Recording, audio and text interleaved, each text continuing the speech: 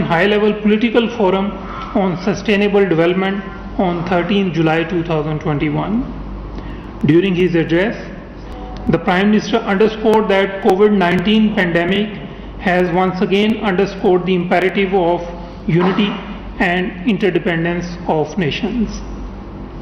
Foreign Minister Shah Mahmood Qureshi participated in the ministerial meeting of the non-aligned movement hosted by the Republic of Azerbaijan in virtual mode.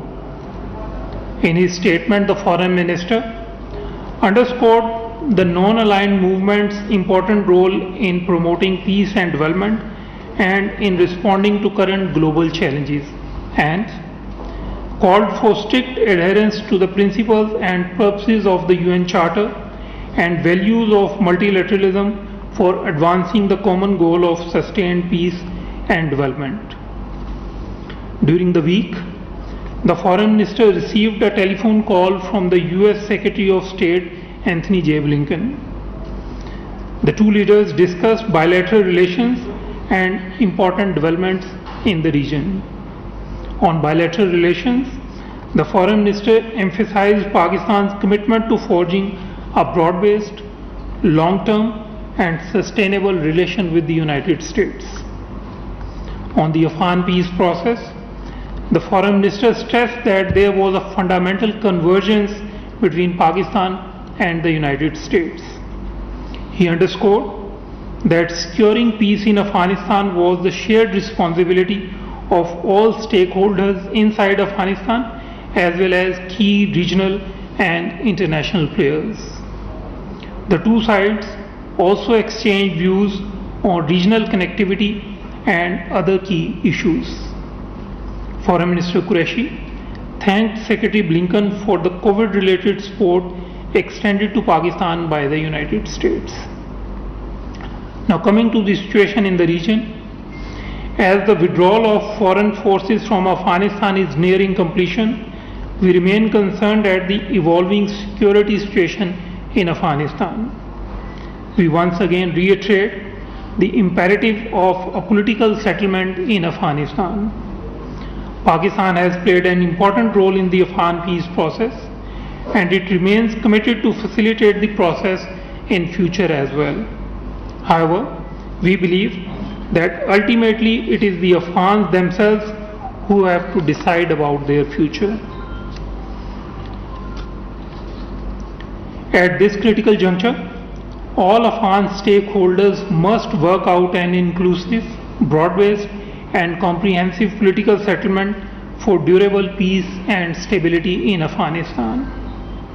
A meaningful engagement of the world community for promoting reconstruction and economic development in the post-conflict Afghanistan is important for ensuring sustainable peace and stability in the country.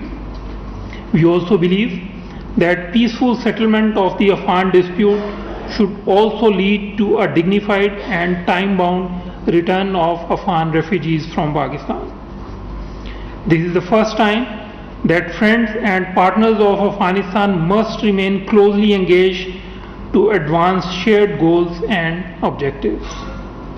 Now coming to our eastern neighbor, Pakistan has yet again presented clear evidence of India's financial and material support of terrorist activities in Pakistan. We have pointed out in the past as well that India has been actively aiding and abetting terrorism to destabilize Pakistan and imperil regional peace. Pakistan had last year shared irrefutable evidence of India's sponsorship of terrorist violence and instability in Pakistan, resulting in indiscriminate attacks against innocent civilians, leading to loss of precious lives.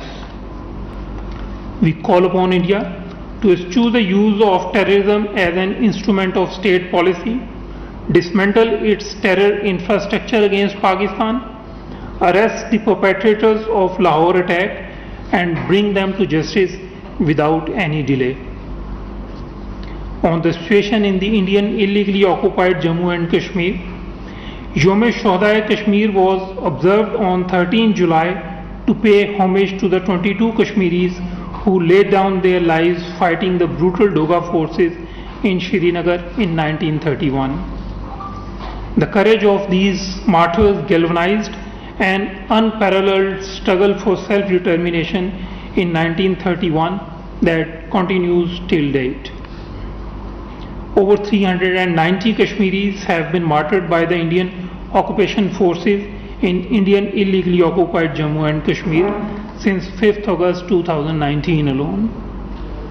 Only recently, an elderly woman was deliberately crushed to death under an army vehicle used by the Indian occupation forces while she was crossing the road in Nadihal village on Bandipura Srinagar road.